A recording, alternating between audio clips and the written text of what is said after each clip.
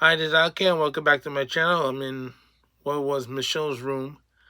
We got an update on the Trump jury selection. It's not gone well today. They had 7 jurors. Now they're down to down to 5 jurors.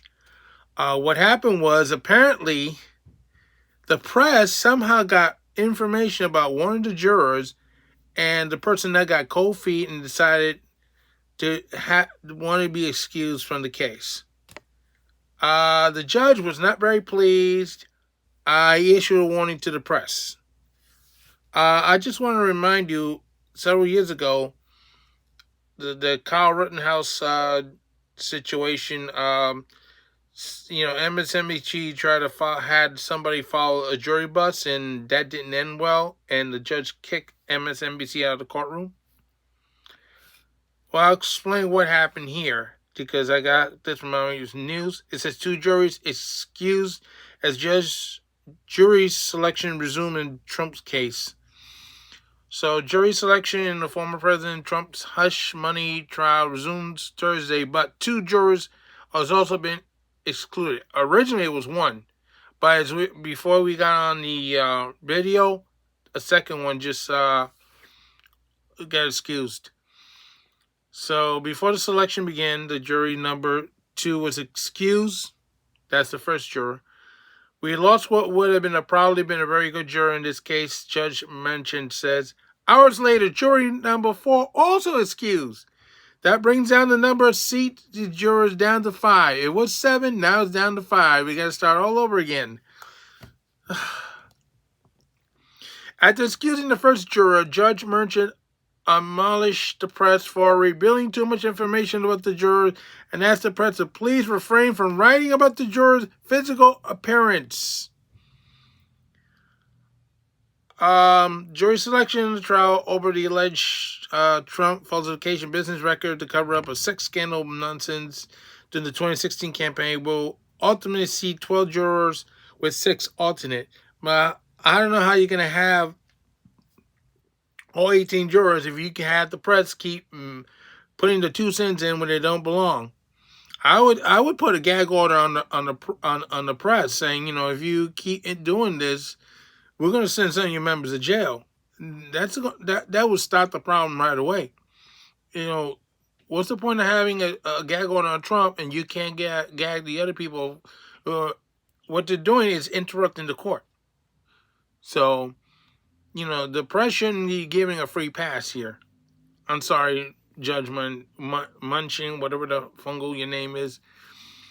You're saying abolishing the press? No, you should be telling them, if it happens again, we're going to send somebody to jail until you clear up your act.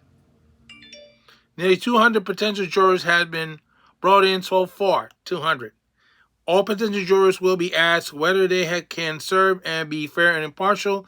Those who had said no so far had been sent home. It's been 50 jurors at one time. And you said 200? Oh, gosh. Jury selection is expected to take up to 2 weeks at both sides. Weed through thousands of potential jurors. Court officials expect about 500 people to appear each day. All these jurors are not going on the Trump case. They go other cases as well. It's a long, tedious process. As extended security plan is in place to protect Trump as he stands trial in Lower Manhattan. The U.S. Secret Service and the security officers will clear the block and nearly by areas before Trump arrives for his trial in the Manhattan court case, 100 Center Street. I won't be going there anytime soon. Prosecutors are expected to present a lengthy case demonstrating how Trump used his powers to conceal damaging information from voters during and after the 2016 presidential election. Of course, Braggs alleges to Mandier that the former president fraudulent and repeatedly falsified business records to conceal criminal conduct. I'm not sure if he actually put that in there or not, or one of the staffers. But, they don't say that. According to Braggs, Trump engaged in a scheme with his then lawyer, Michael Cohen, Mr. Liar, and others to influence the 2016 election by suppressing negative information about Trump, including the $130,000 hush payment to suppress information about Trump's alleged sexual encounter with porn star Stephanie Clifton, as known as Stormy Daniels. Notice I didn't say anything about Stormy Daniels, right? After the election, and while he was president, Trump authorized repayment of Cohen through $35,000 payments, which Trump organization characterized as payment for legal services pursuant to its retainer agreement with Cohen. Those payments were comprised of 34 counts of falsified business records in the first-degree citizen Senator Bragg's criminal case. Trump's lawyers had argued that Bragg's case is a delusional fantasy that runs on the testimony of a convicted felon. Yes, I know. See, the city of New York is being run by convicted felons because you got criminals getting in and out of the system, robbing people, mugging people, attacking people, pushing people in front of the trains and all that wonderful stuff. And the only person they're holding in court for a longer period of time is Trump. That's how backwards the city is. Oh, yes, and Bragg let somebody out that punch a 9-year-old girl in the face. Isn't that lovely? Defendants' lawyers not clearly articulate a contrary theory of the case, but reading filings suggests that they plan to target the credibility of important witnesses, suggesting the case was politically motivated, and argued that Trump did not intended to commit a crime. I mean, you're being blackmailed by somebody and you're trying to pay them off. You're not trying to commit a crime, but this is Bragg's. While Trump's lawyer recently claimed they do not intend to make an eventual counsel defense, arguing Trump was just acting at the direction of his lawyers, that's Cohen. They plan to highlight the involvement of the lawyers in the scheme to provide Trump lacked the intent to commit the crime. From the start jury selection to a verdict, Trump's New York trial could run from 6 to 8 weeks, which is like election interference. The schedule is subject to change and could vary based on the flow of the trial, including the need to call additional witnesses to authenticate evidence or rate the objections from the party. The trial will be in session 4 days a week with a full day recess on Wednesdays. We also expect that Judge Marchan will take multiple days off in observing a Passover. Will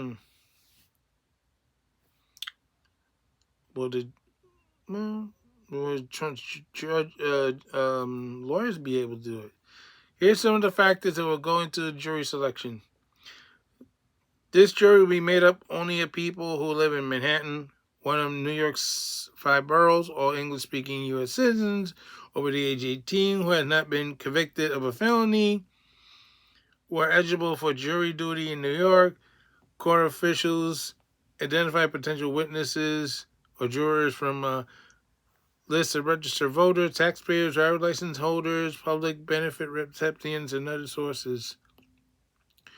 The pool of potential jurors from Trump's trial will have to be chosen at random. People can volunteer for jury duty, but they can't pick what trial they serve on, which is true.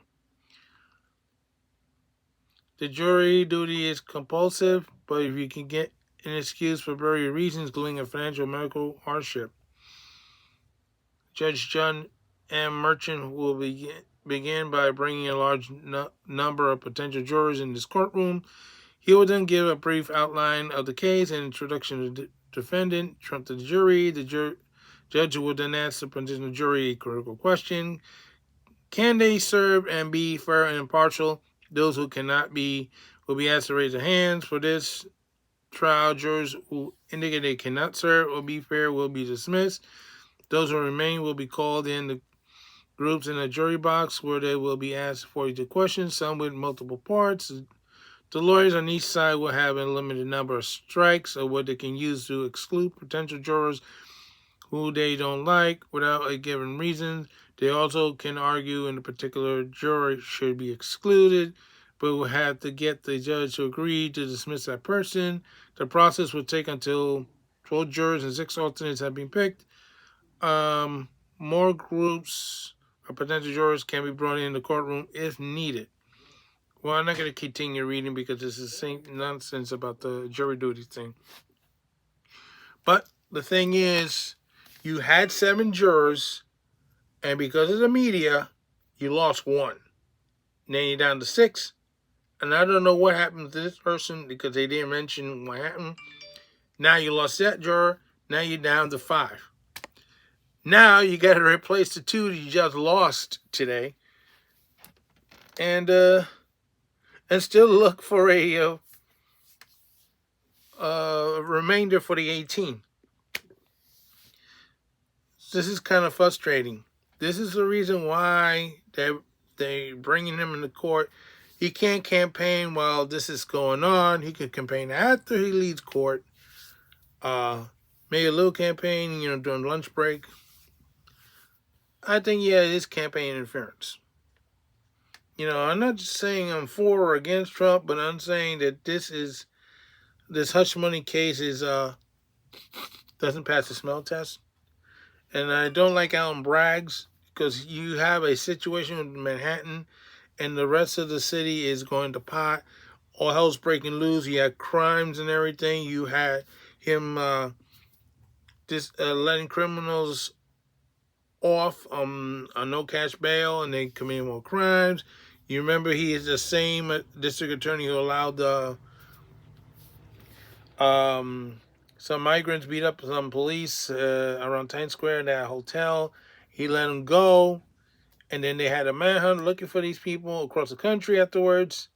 This is the same guy who had Jose Alba locked up in Rikers Island after he tried to defend himself against an individual who broke into his booth and attacked him. He had to end up stabbing the person to death.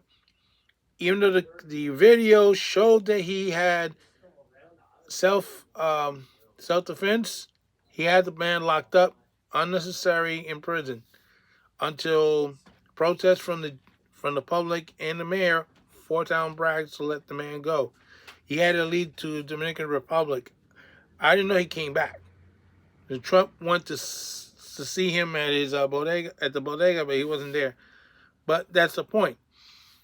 I think the thing is, Trump should try to go to all these places where Alan Bragg has victimized people in the city of New York and to send him a message. You could gag me, but you're not going to stop me from screwing you over. I think that's what's going to need to be done. But the judge should put a gag order on the press saying if you do this again, an admonishment is not enough because they're going to do it again anyway. If you send one of these clowns in jail, they will stop that nonsense and you will get your juror in no time. Otherwise, they're going to continue doing this. Because you know how the press is. They're going to want to interfere, get all the information. They're hoping to get somebody who's big on social media to spill the beans on the case and so on. They just don't care. They just want clicks and likes. Just like I tried to get clicks and likes. Well, anyway, this is so I have for now. Sal Ken saying so long for now. Don't forget your stop.